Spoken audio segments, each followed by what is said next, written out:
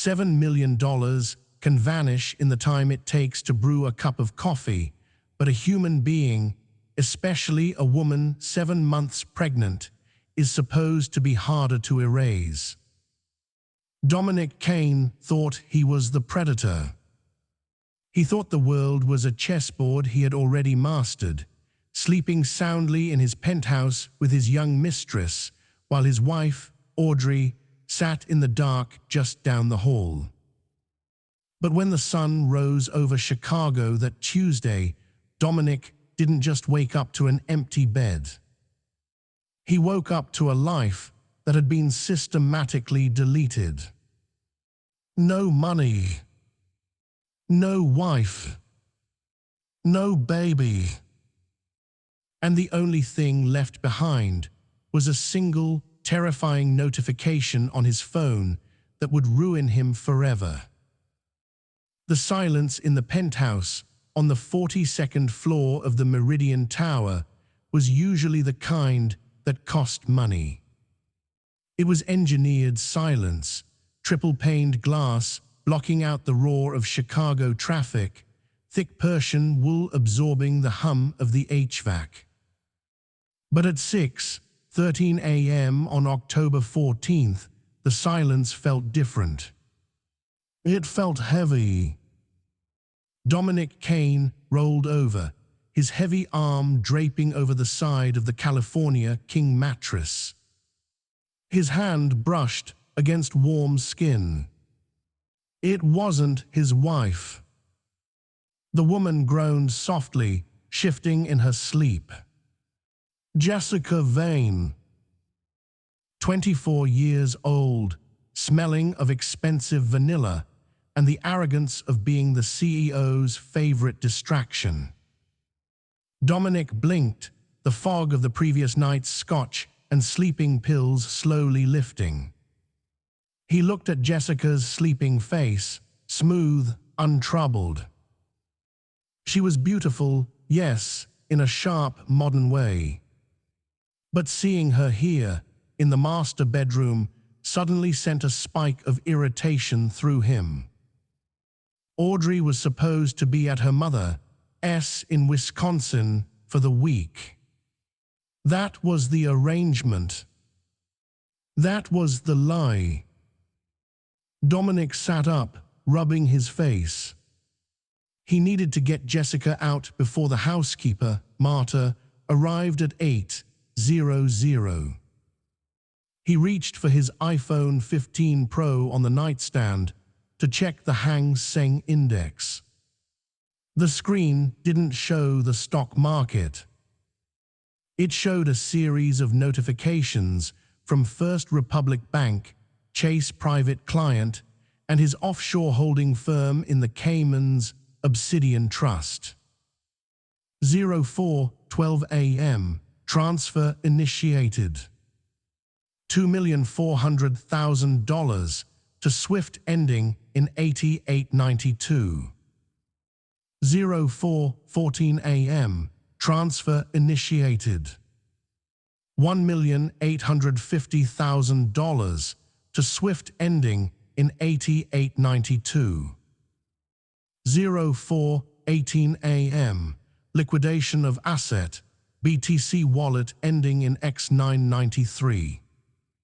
Confirmation, biometric ID verified. Dominic stared. The numbers were abstract, like a glitch. He swiped to unlock the phone, but Face ID failed. He typed in his passcode. Incorrect passcode. He frowned, his heart rate kicking up a notch. He tried again. Incorrect passcode. iPhone unavailable for 1 minute. What the hell, he muttered. He grabbed Jessica's shoulder, shaking her roughly. Jess, wake up. Let me use your phone. Jessica blinked, groggy and annoyed. Dom, what time is it? You're hurting me, my phone's is bricked. Give me yours. I need to call the bank. She handed him her phone, yawning. Dominic dialed the private concierge line for his banker at First Republic, a man named Gregory Poulos who had managed Dominic's grey area finances for a decade. It rang once. Twice. Mr. Caine, Gregory's voice sounded tight. Panic-stricken. Greg, my app is showing some glitch. It says transfers were made at 4 in the morning. Reset my access. There was a pause on the line. A pause so long Dominic thought the call had dropped. Dominic. You authorized them, Gregory whispered. You called me. You used the voice verification key. You confirmed the wire to the Shell Corporation in Estonia. You said it was for the emergency acquisition of the lithium mine. Dominic stood up, naked, the blood draining from his face. I didn't call you, Greg. I was asleep. I was asleep right here, but... The caller ID. The voice biometrics. It was you, Dominic. We emptied the liquidity, the operating accounts, the personal savings, even the HELOC on the Hamptons estate. How much? Dominic roared. Jessica sat up, pulling the sheet over her chest, eyes wide. Dominic. It's all of it. 11.4 million liquids. And the crypto. It's zeroed out. Dominic threw the phone against the wall. It shattered the OLED screen of the thermostat. Audrey, he whispered. He didn't put on clothes. He ran out of the bedroom, down the long marble hallway that connected the master wing to the guest quarters. If Audrey had come back early. If she had heard them. He burst into the guest room Audrey had been sleeping in since her third trimester began, citing back pain. The bed was made. Not just made, stripped. The mattress was bare. He ran to the nursery. The room they had spent $40,000 decorating in soft sage greens and oak. He threw open the door. Empty. The crib, the imported Swedish changing table, the rocking chair gone. The closet door stood open, revealing bare hangers. It wasn't just that she had left, she had erased herself. Dominic spun around, dizzy. On the floor, in the center of the empty room, sat a single object. A baby monitor. He walked over to it, his legs trembling. It was turned on. A sticky note was attached to the screen. In Audrey's elegant, cursive handwriting, it read, "The baby is kicking Dominic. He knows his father is a thief. Now his mother is one too." From the speaker of the baby monitor, a sound crackled. It wasn't crying. It was a recording playing on a loop. It was the sound of Dominic and Jessica from the bedroom recorded hours ago. The sounds of their affair, clear, high definition, and undeniable. Dominic fell to his knees. He wasn't just broke. He was being hunted. By 8:45 a.m., the penthouse was a crime scene, though the police weren't calling it that yet. They were calling it a domestic disturbance. Senior Detective Jack Reynolds of the Chicago PD stood by the window, looking out at the skyline. He was a man who looked like he was carved out of granite and exhaustion. He didn't like Dominic Caine. He didn't like men who wore silk robes while officers took statements, and he certainly didn't like the weeping mistress sitting in the kitchen. "Let's go over it again, Mr. Caine," Reynolds said, turning his back on the view. "You last saw your wife when?" "Friday," Dominic lied. He was pacing, wearing a tracksuit now, checking a laptop he had pulled from his safe. "She drove up to Lake Geneva to stay with her mother. I stayed here to work, and the mistress," Reynolds nodded toward the kitchen. Dominic gritted his teeth. "Jessica is my assistant. We were working late. She stayed in the guest room," Reynolds smirked. "The guest room where your wife sleeps. Or the master bedroom where we found her earrings on the nightstand." Dominic slammed the laptop shut.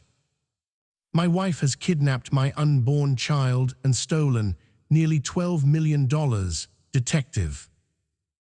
Are you going to judge my morality, or are you going to find her?" "We've called her mother in Lake Geneva, Mr. Caine," Reynolds said calmly. "Mrs. Miller hasn't seen Audrey in 3 months. She thought Audrey was in Paris with you. That's what you told her, right? That you two were on a baby moon." Dominic froze. He hadn't told Audrey's mother that. Audrey must have. She had been planting the seeds of this disappearance for months. "Check the cameras," Dominic snapped. "This building is a fortress. You can't just walk out with furniture." "We did," Reynolds said. He pulled a tablet from his jacket. "This is from last night. 8:00 p.m. Dominic watched the screen. The footage showed the service elevator opening on the 42nd floor. 3 men in blue coveralls walked out. They wore hats pulled low. The logo on their backs said Citywide Sanitation. They didn't break in. Audrey opened the door for them. She was wearing a trench coat, her pregnant belly prominent. She looked calm. She directed them. They carried out the crib. They carried out boxes. They carried out 2 large suitcases." "Who are they?" Dominic demanded. "We checked the plates on their van," Reynolds said. "Stolen plates. The company Citywide Sanitation doesn't exist. But here's the kicker, Mr. Caine. Look at the timestamp, 20:15 p.m. Now look at this footage from the lobby concierge desk." The video switched. Dominic saw himself entering the lobby with Jessica on his arm. They were laughing. Jessica whispered something in his ear, and he kissed her cheek. 20:18 p.m. "You missed her by 3 minutes, Reynolds said, his voice devoid of sympathy. "While you were flirting with your assistant in the lobby, your wife was taking the service elevator down to the loading dock with everything she owned. She passed right under you." Dominic felt bile rise in his throat. He remembered that moment. He had stopped to check his watch, annoyed that the valet was taking too long with the Porsche. If he had looked up, if he had just looked at the service bay monitors behind the concierge's head, he would have seen her. "She can't fly," Dominic said, his voice shaking. She's 30 weeks pregnant. Airlines won't take her without a doctor's note. We checked the no-fly lists and passport scans, Reynolds said. Audrey Caine didn't board any flights out of O'Hare or Midway.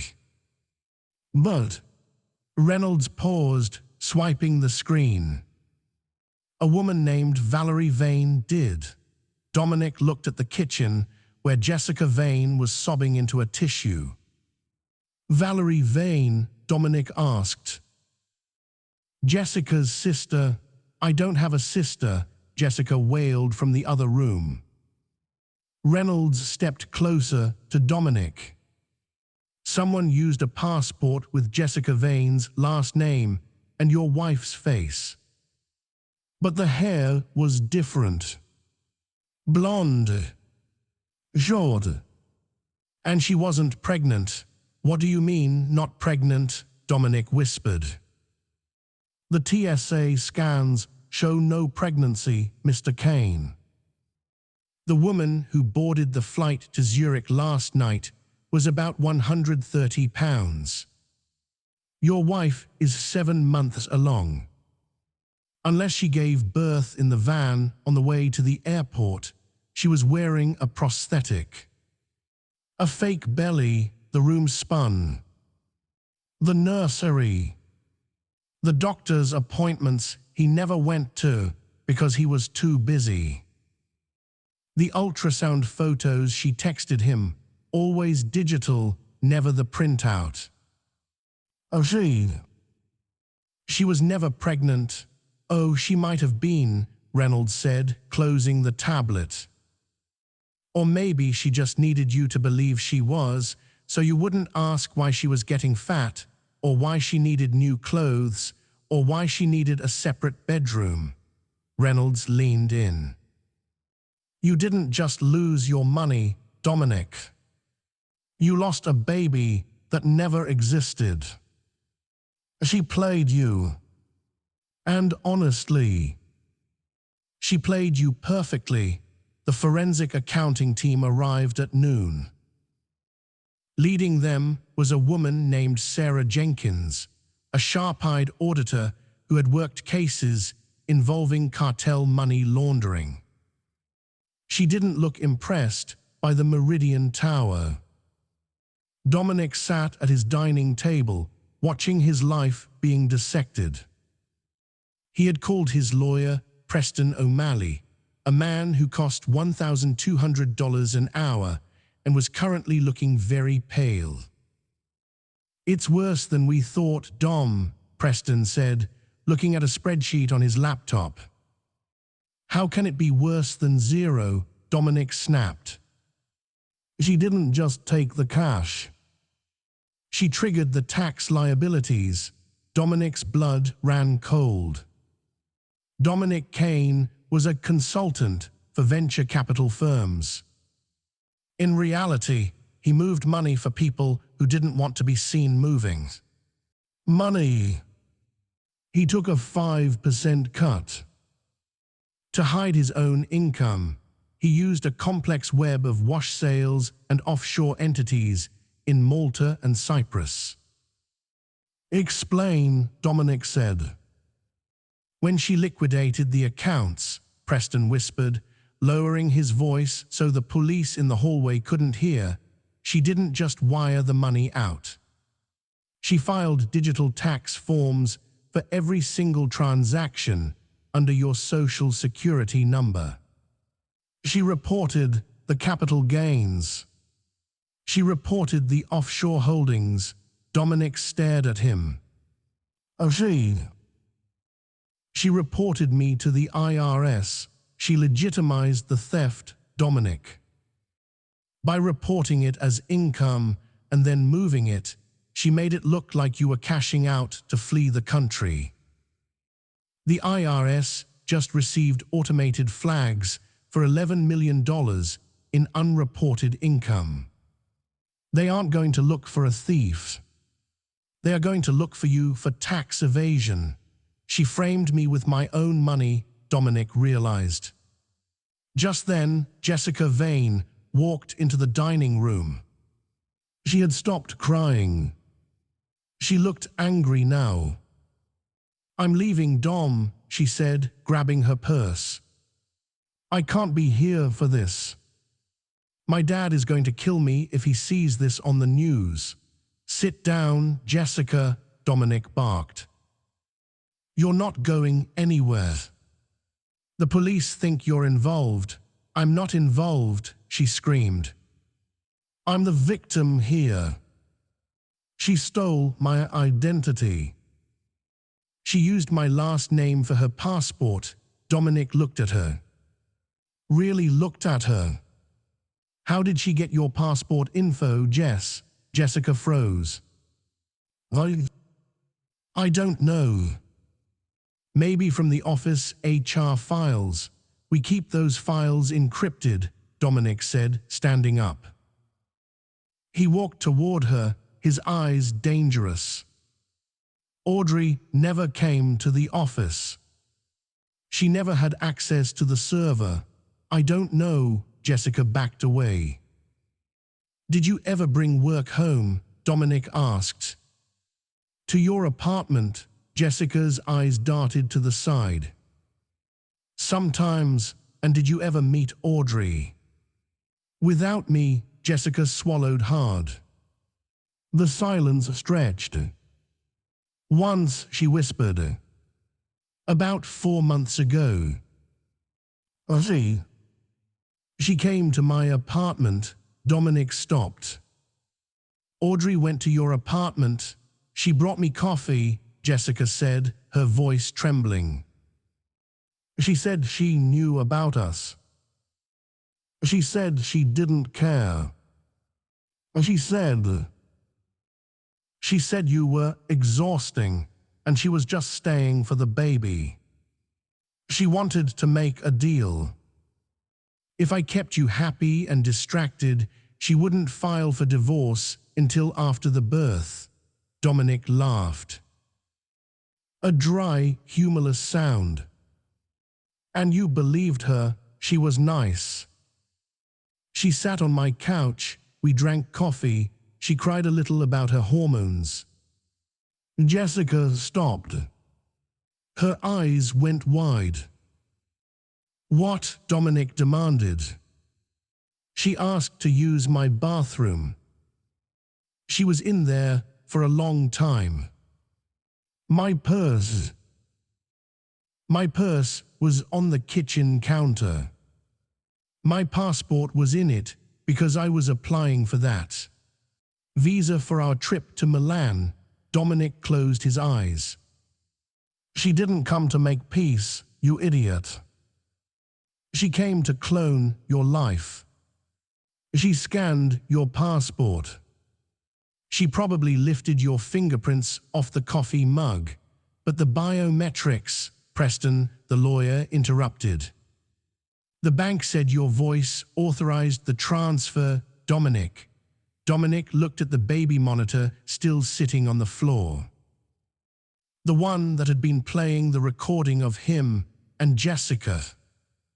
"She has hours of recordings of me," Dominic said softly. "AI voice synthesis. All she needed was enough sample data. She's been recording me for months.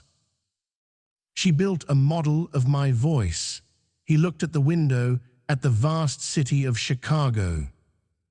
Somewhere out there, Audrey was gone. But she hadn't just left. She had constructed a trap so elaborate, so personal, that every move he made to free himself would only tighten the noose. "Detective Reynolds," Dominic shouted. Reynolds walked back in. "Yeah, I want to report a fraud," Dominic said. "Financial?" "No," Dominic said, staring at Jessica, then at his lawyer. "I want to report that the woman I lived with for 5 years. I don't think her name was Audrey Miller." Reynolds smiled grimly. "We're way ahead of you, Mr. Caine. We ran the prints from her hairbrush. Audrey Miller died in a car accident in Ohio in 1998. The woman you married. The woman who just cleaned you out. We have no idea who she is. The dismantling of Dominic Caine did not happen all at once. It happened in agonizing, high-definition increments. By Tuesday afternoon, the Meridian Tower penthouse was no longer a home. It was a sterile processing center for the FBI's white-collar crimes division. Special Agent Beatrice Holloway had taken over the lead from Detective Reynolds, though Reynolds remained, leaning against the doorframe like a watchful gargoyle. Holloway was different. She was sharp, humorless, and wore a navy suit that cost more than Reynolds' car. She treated Dominic not as a victim, but as a suspect who had just lost his co-conspirator. "Let's talk about the baby, Mr. Caine," Holloway said, sitting across from him at the glass dining table. She placed a clear plastic evidence bag on the table. Inside was a silicone prosthetic, a meticulously crafted, weighted pregnancy belly. Dominic stared at it, his stomach churning. "Where did you find that?" "In the trash chute of the service level," Holloway said. "Along with a wig and contact lenses. It's high-grade medical silicone. The kind used in Hollywood or..." She paused. "Smuggling operations." Dominic looked away. "We went to doctors. I saw the ultrasounds." "Did you go in with her, Dominic?" Holloway asked, her voice dropping an octave.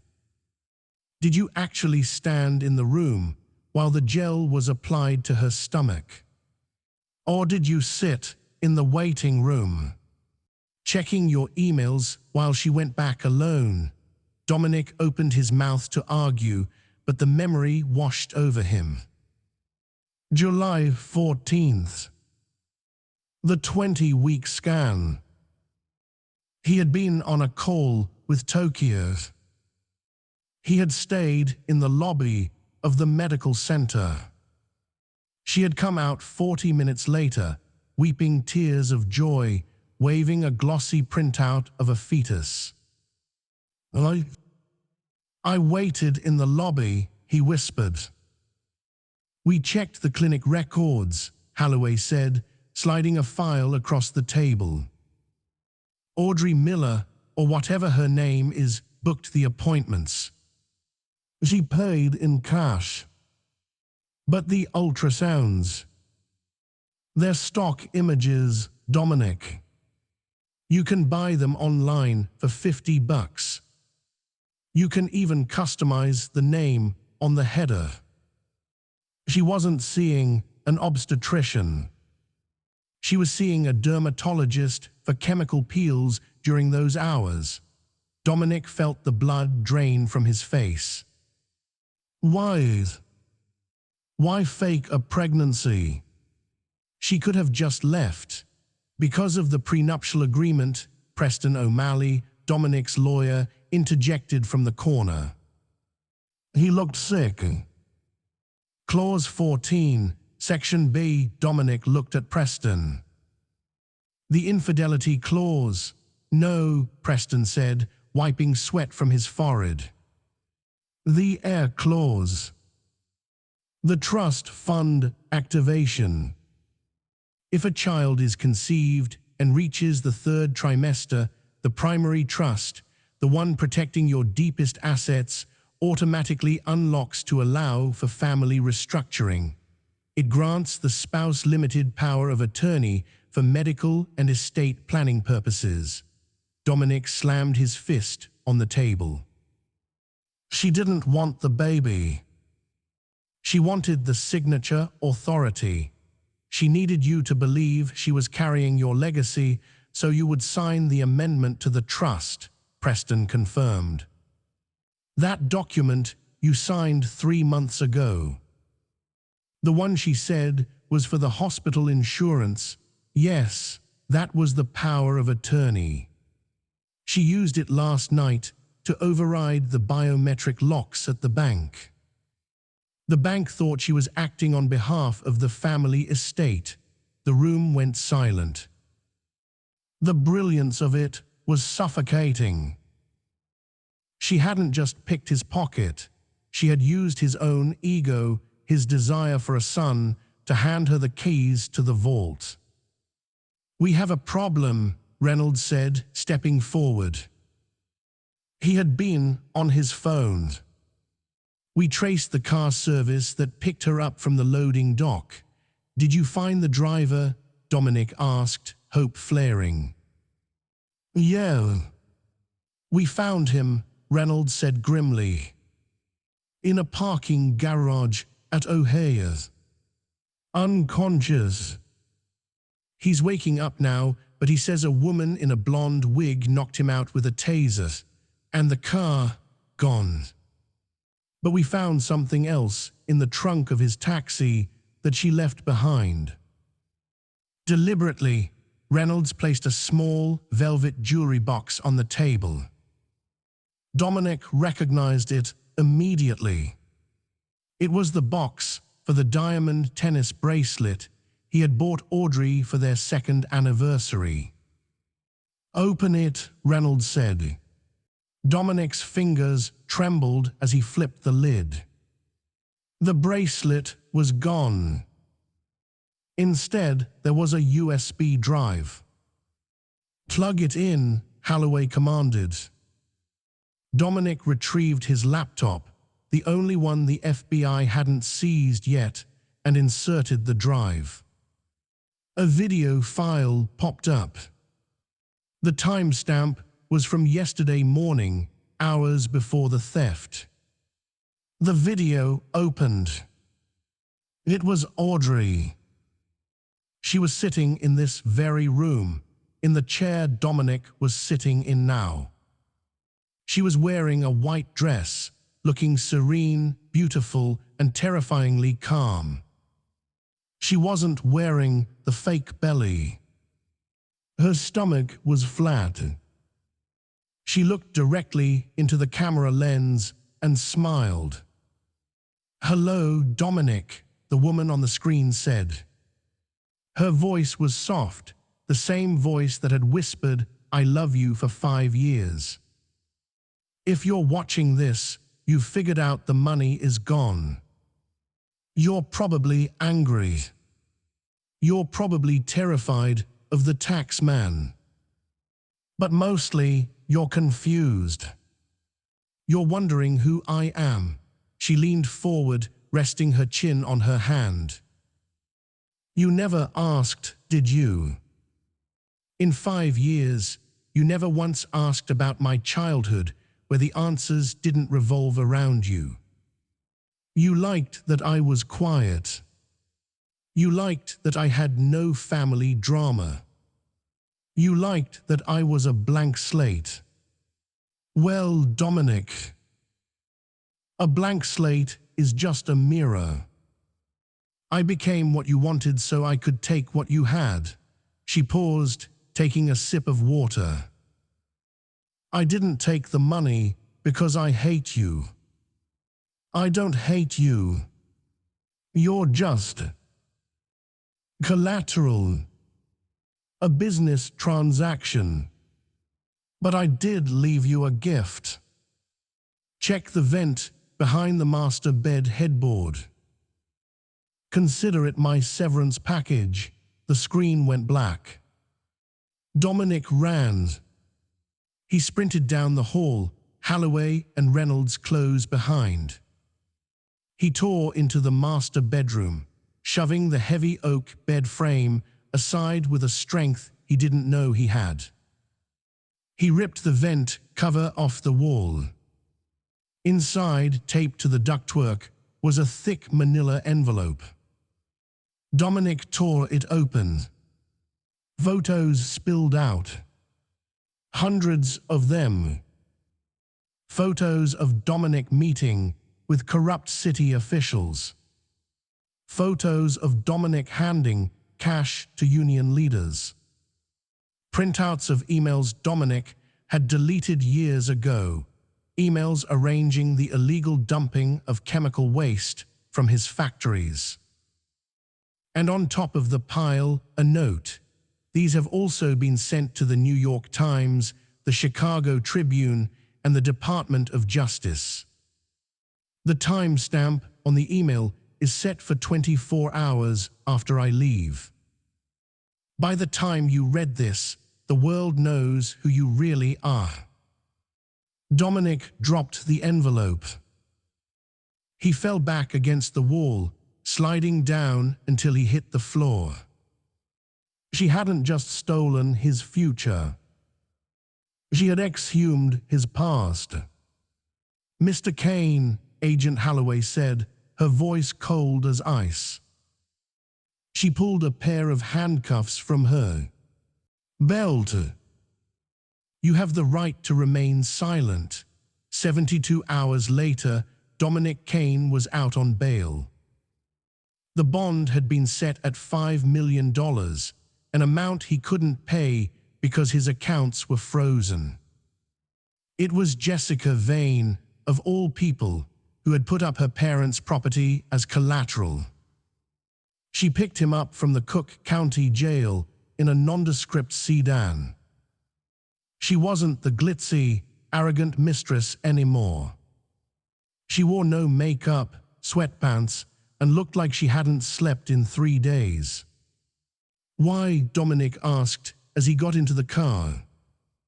"Why help me? Because the FBI froze my accounts too," Jessica snapped, merging into traffic. "They think I'm in on it. They think I'm the accomplice. If you go down, I go down. We need to find her, Dominic. We need to prove she did this." Dominic looked out the window at the gray Chicago sky. He felt hollowed out. The news was having a field day. The millionaire and the phantom wife. They were calling him a monster, a crook, a fool. "We can't find her," Dominic said quietly. "Reynolds has the resources of the entire US government, and they can't find a trace." "She's a ghost." "She's not a ghost," Jessica said, gripping the steering wheel. "She's a woman. And women leave trails that men don't see." "What are you talking about?" Jessica pulled the car over into a deserted parking lot near the lake. She turned to him. "I went back to the apartment. The FBI tossed it, but they didn't look at the boring stuff. They looked for safes and hard drives." She reached into the back seat and pulled out a stack of magazines. Architectural Digest, Vogue, Travel and Leisure. "She subscribed to these," Jessica said. "Every month. For years, so." She liked expensive things. "Look at the subscription labels, Dom." Dominic squinted at the white stickers on the covers. Audrey Caine, 4200 N Meridian Tower.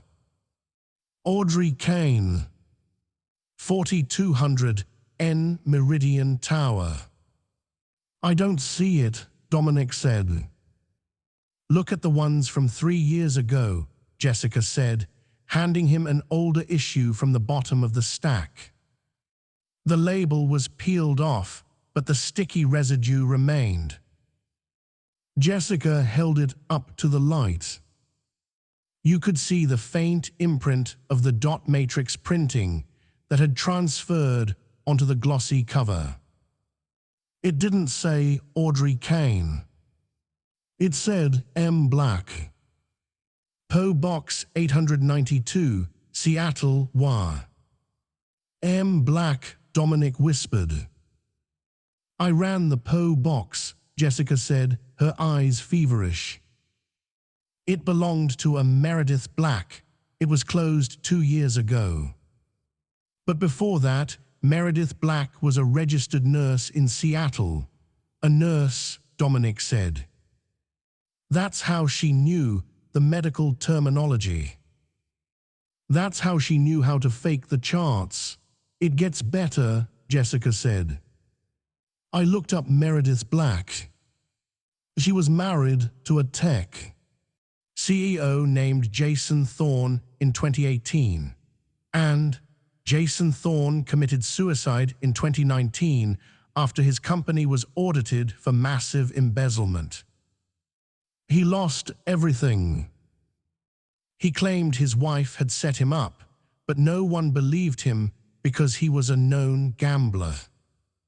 His wife, Meredith, disappeared with the life insurance payout. Dominic felt a chill that had nothing to do with the Chicago wind. She's a serial killer. But she doesn't use a knife. She uses the IRS. She destroys men, Jessica said. She finds men who are morally flexible. Men like you, Dom. She helps them cheat, helps them hide money, and then when the pot is big enough, she steals it and hands the evidence to the police. She thinks she's a vigilante, Dominic realized. She thinks she's punishing us. We have to go to Seattle, Jessica said. I can't leave the state. My passport is surrendered. Jessica looked at him. Do you want to go to prison for 20 years for tax fraud? Or do you want to catch the woman who did this? Dominic looked at Jessica. He realized then that he had underestimated her too.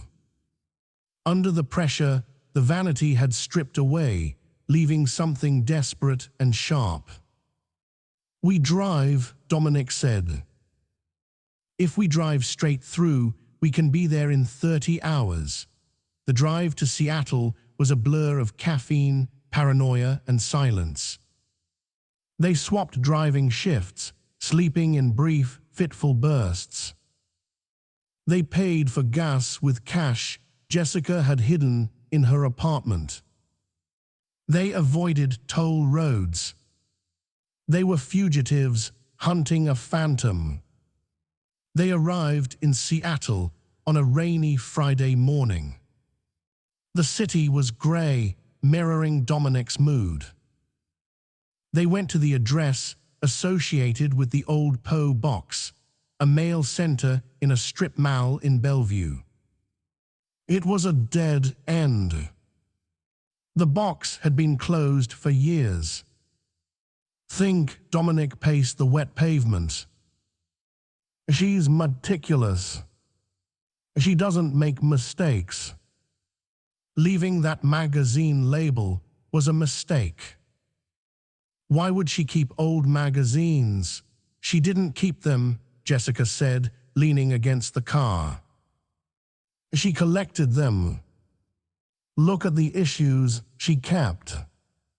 They were all specific editions. The Paris issue. The Amalfi Coast issue.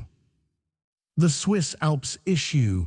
She was planning her retirement, Dominic muttered. Or her next hunting ground, Jessica countered. Dominic's phone, a burner he had bought at a gas station, rang. He stared at it. Only Preston, his lawyer, had the number. Preston, Dominic answered. Don't talk, just listen. Preston's voice was a harsh whisper. The FBI just raided my office. They found the link to the shell company in Estonia. They know the money moved through there, but they traced the final destination. Where is it? Dominic demanded. It's not in an account, Dominic. It's in diamonds. She converted the crypto and the cash into uncut diamonds in Antwerp through a broker 3 hours after the transfer. Diamonds are untraceable. She can carry $11 million in a handful of stones. Where is she, Preston? That's the thing. The broker in Antwerp. He talked. He said the courier who picked up the stones wasn't a woman. It was a man. An older man. American. Dominic froze. Who, we don't know. But the FBI is looking for an accomplice. Dominic, if they catch you, they'll bury you. You need to come back and turn yourself in. Dominic hung up. What is it? Jessica asked. She has a partner, Dominic said. An older man. He looked at the rain-slicked street, his mind racing back through the last 5 years. Audrey had no friends. No family. Who was the older man? Then it hit him. The memory was so small, so insignificant, he had almost deleted it. The wedding. Audrey had no father to walk her down the aisle. She had asked a family friend to do it. A quiet, older man with a limp. She introduced him as Uncle Arthur. Dominic had spoken to him for maybe 5 minutes. Arthur had been polite, retiring, and utterly forgettable. Uncle Arthur, Dominic said. Who? The man who walked her down the aisles. She said he was a retired actuary from Ohio. Dominic grabbed the laptop Jessica had brought. He frantically searched for the wedding photos, not the ones on his social media, which were scrubbed, but the ones stored on the photographer's cloud archive that he still had the password for. He found it. A picture of Audrey and Arthur. He ran the image of Arthur through a reverse image search engine. 0 hits on social media. But 1 hit on a darker corner of the web. A forum for retired magician enthusiasts. No, it was a cached news article from 1990. The Denver Post. The chameleon con, Arthur Penhaligon, master forger, escapes custody. The photo was 30 years younger, but the eyes were the same. Droopy, sad, intelligent eyes. Arthur Penhaligon, Dominic read aloud. Wanted for forgery, identity theft, and counterfeiting. He was never caught. He was known for creating synthetic identities, people who exist on paper but not in blood. He made her, Jessica realized. He created Audrey Miller. He created Meredith Black. He's the architect, and he lives here, Dominic said, pointing to the bottom of the article. His last known alias was linked to a property trust in Bainbridge Island, Washington. That's a ferry ride away, Jessica said. Let's go. They drove the car onto the ferry. The Puget Sound was choppy, the water dark and foreboding. As they crossed, Dominic stood on the deck, the wind whipping his coat. He felt a strange sensation. It wasn't fear anymore. It was admiration. He was up against artists. They found the house on Bainbridge Island. It wasn't a mansion. It was a secluded, mid-century, modern home tucked into the pines, overlooking the water. It was modest, tasteful, and quiet. Dominic told Jessica to stay in the car. If I'm not back in 10 minutes, call the FBI, he said. Dominic, don't do anything stupid, she warned. He walked up the driveway. The gravel crunched under his boots. There were no security cameras. No guards. Just a simple wooden door. He knocked. For a long time, there was silence. Then the door opened. Uncle Arthur stood there. He was wearing a cardigan and holding a cup of tea. He looked older than at the wedding, frailer.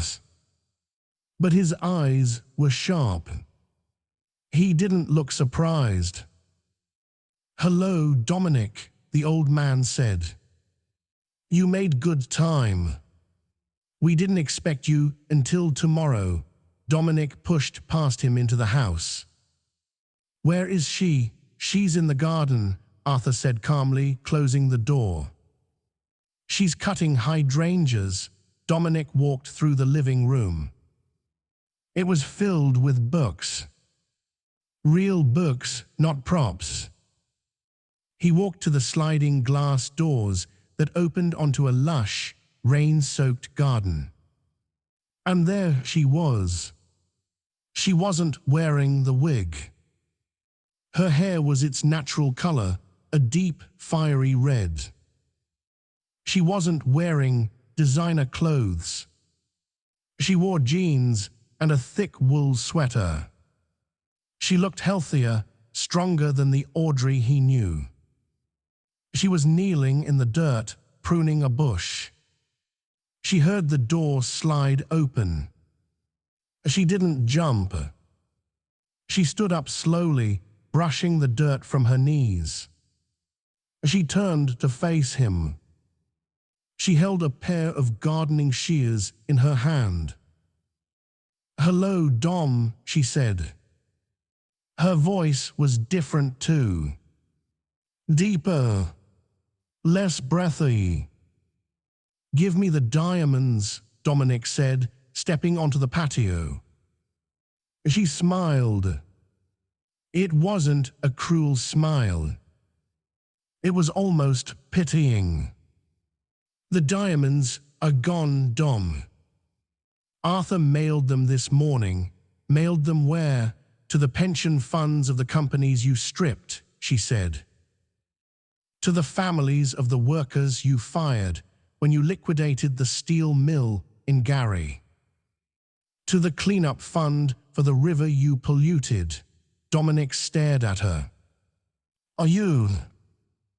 "You gave it away. I kept a fee," she admitted. 10%. Standard broker's fee. But the rest, it's gone. It's been redistributed. You can't get it back without admitting you stole it in the first place. You ruined my life," Dominic roared, stepping closer. "You framed me." "I didn't frame you," she said, her eyes hardening. "I just turned on the lights." "You did the crimes, Dominic." "I just kept the receipts." "I'm going to kill you," Dominic whispered. He lunged, but he never reached her. A sharp, stinging sensation hit his neck. He slapped his hand to his skin and felt a dart. He stumbled, his vision blurring. He looked back at the house. Arthur stood in the doorway, a tranquilizer rifle in his hand. "Sleep now, Dominic," Arthur said gently. As Dominic fell to the wet grass, the last thing he saw was the woman standing over him. She wasn't angry. She wasn't gloating. She looked sad. "My name is Sarah," she whispered as the darkness took him. "And you were the hardest one to love." Dominic Caine did not wake up in a prison cell. That would have been too simple, too merciful. He woke up behind the wheel of his Porsche Cayenne, parked illegally in a loading zone directly in front of the Dirksen Federal Building in downtown Chicago. The engine was running. The seat warmer was on. His head throbbed with a dull chemical ache, the aftermath of the tranquilizer dart. For a moment, he thought it was all a nightmare. The missing millions, the fake pregnancy, the house on Bainbridge Island. Maybe it was just the alcohol-soaked delusion of a guilty conscience. Then he saw the passenger seat. Stacked neatly on the beige leather were 3 bankers' boxes. They were labeled in thick black marker, evidence, State of Illinois versus Dominic Caine.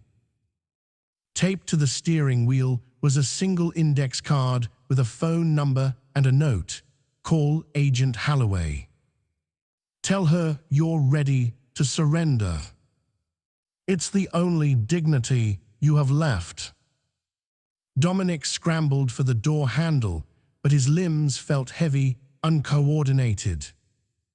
Before he could even formulate a plan to flee, a sharp rap on the window made him jump. It wasn't a police officer.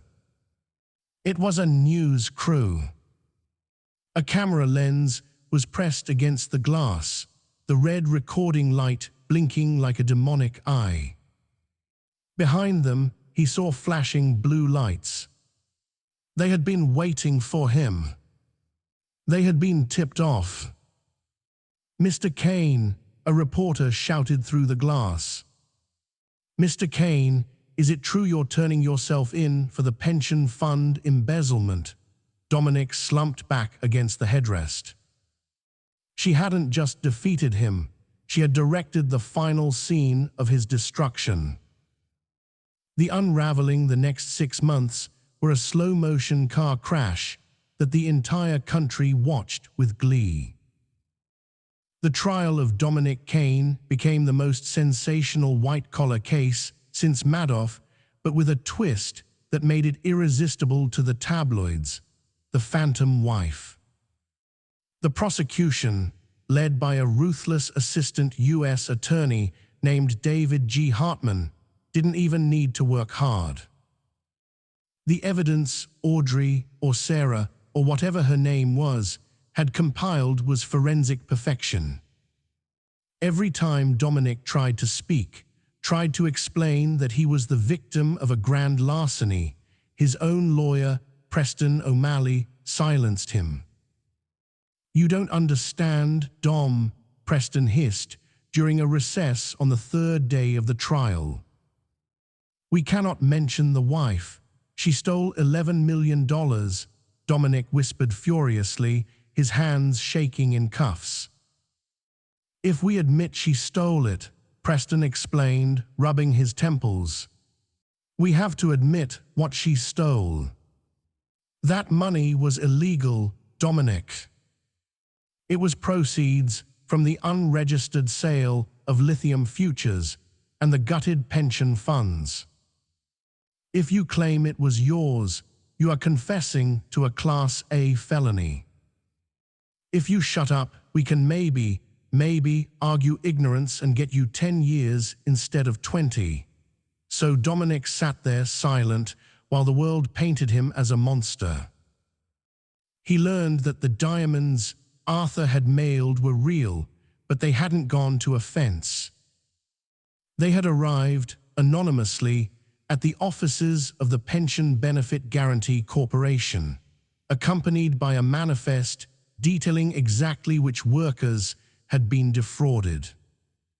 The note attached simply said, "Restitution." The public loved it. They didn't know who Audrey was. The FBI still hadn't identified her, but they loved the narrative.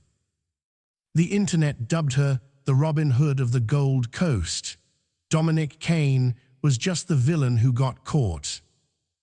The verdict, the sentencing hearing, took place on a rainy Tuesday in November. Judge Anthony Rossi, a man known for his disdain for corporate greed, looked over his spectacles at Dominic. "Mr. Caine," Judge Rossi said, his voice echoing in the wood-paneled courtroom. You have lived a life of extraordinary privilege built on the suffering of others. You treated the law as a suggestion and people as disposable assets. It is ironic that your downfall came from within your own home. It seems justice in this case was domestic. Dominic stood, his legs numb. He looked back at the gallery. It was packed. He saw former business partners who refused to meet his eye. He saw the weeping families of the workers he had bankrupted. But in the back row, he saw Jessica Vane. She wasn't crying anymore. She looked different, stronger. She had testified against him, granted immunity in exchange for revealing the location of the offshore servers. She had cut a deal to save herself. She caught his eye and gave a small, sad nod. She wasn't gloating. She was just a survivor of the wreckage, watching the ship go down. I sentence you, Judge Rossi continued, to 15 years in a federal correctional institution with no possibility of parole for the first 12. You are also ordered to pay restitution in the amount of $24 million. Dominic closed his eyes. It was over. The penthouse, the cars, the reputation gone. The ghost in the system 2 years into his sentence at the FCI Oxford in Wisconsin, Dominic received a visitor. It wasn't Jessica. It wasn't his lawyer. It was Detective Jack Reynolds, the man who had first investigated the disappearance. He was retired now, wearing a windbreaker and looking older, softer. They sat in the visitation room, separated by thick plexiglass. "Why are you here, Reynolds?" Dominic asked, his voice raspy from disuse. "I couldn't let it go," Reynolds admitted. He placed a folder on the ledge. "I spent the last 2 years tracking her. Not for the department. For me.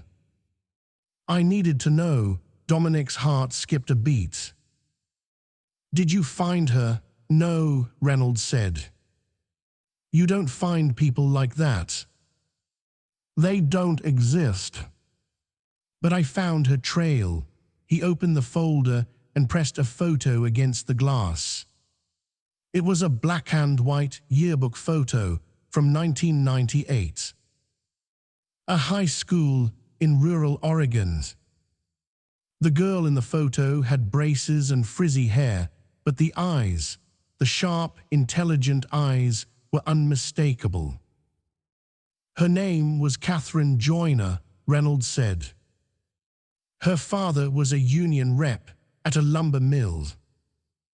In 1997, a private equity firm bought the mill, stripped the assets, and fired everyone. Her father lost his pension. He shot himself in the garage a month later." Dominic stared at the photo. The pieces clicked into place with the force of a sledgehammer. "The firm," Dominic whispered. "Who owned the firm?" "Your father," Reynolds said.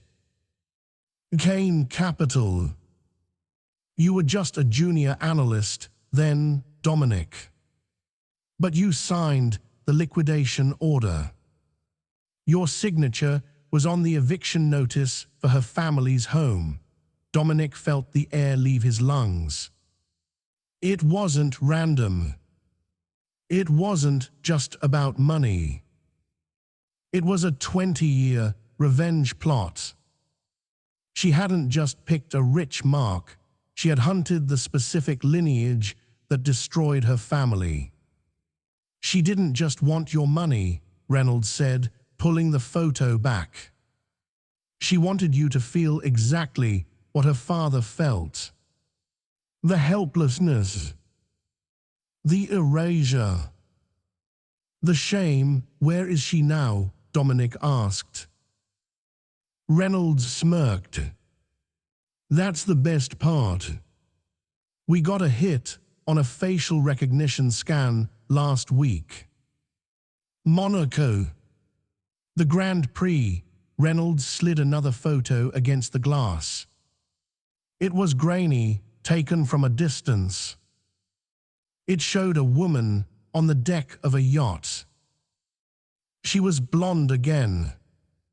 She wore oversized sunglasses and a silk scarf. She was laughing, her hand resting on the arm of a man.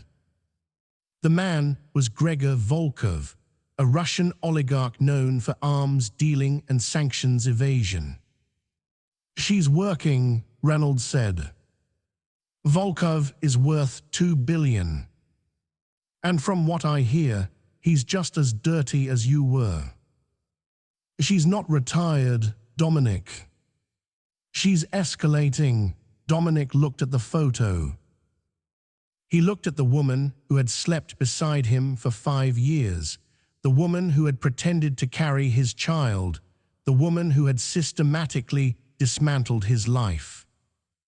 He started to laugh. It was a dry, broken sound that made the guard by the door look over nervously. Good luck, Gregor, Dominic whispered to the photo. You're going to need it. 4,000 miles away, the Mediterranean sun beat down on the deck of the Katerina. The woman who now called herself Vanessa sipped a glass of sparkling water. She adjusted her sunglasses, watching Gregor Volkov scream into his satellite phone about a delayed shipment of cobalt. Is everything all right, darling? She asked, her voice a perfect, soothing contralto. Gregor snapped the phone shut and sighed, rubbing his face. Business, Vanessa. Always business. The banks are being difficult. Oh, that sounds terrible, she said, reaching out to touch his hand. You know, my uncle's. He used to be a banker in Zurich. He always said there were ways to simplify these things. Specialized accounts, Gregor looked at her. Your uncle, yes, she smiled. Uncle Arthur.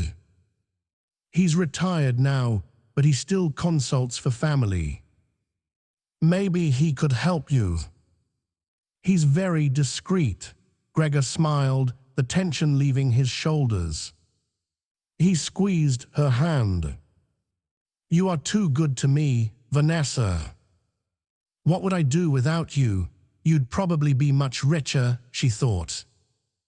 But out loud, she simply smiled and placed a hand on her flat stomach. Actually, Gregor, she said softly, I have a surprise. I was waiting for the right moment to tell you. Gregor's eyes widened. A surprise. I went to the doctor this morning, she lied, the words tasting like sugar and poison. We are going to need a nursery. As Gregor pulled her into a joyous embrace, cheering to the empty sea, she looked over his shoulder at the horizon. Her eyes were cold, clear and focused. The money from Dominic was gone, donated to the ghosts of her past. But the game was the only thing that felt real. The predator was asleep. The hunt had begun. And that is how Dominic Caine learned the most expensive lesson of his life. If you build your castle on the grave of others, don't be surprised when the ghosts come to collect the rent. He thought he was the player, but he was just the pawn in a game of vengeance that started before he even met his wife. Audrey or Catherine or Vanessa wasn't just a thief.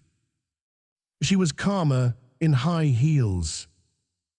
She proved that while you can steal millions and hide it from the IRS, you can never hide from the consequences of your own cruelty.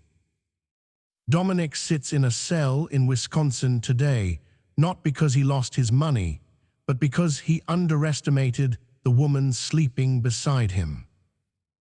If you enjoyed this story of twists, betrayal, and ultimate revenge, please smash that like button.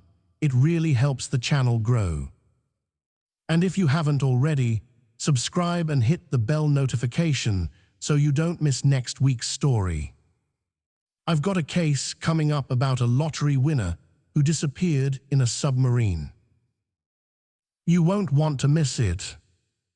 Thanks for watching, and remember, check your bank accounts and maybe check who you're sleeping with. See you next time.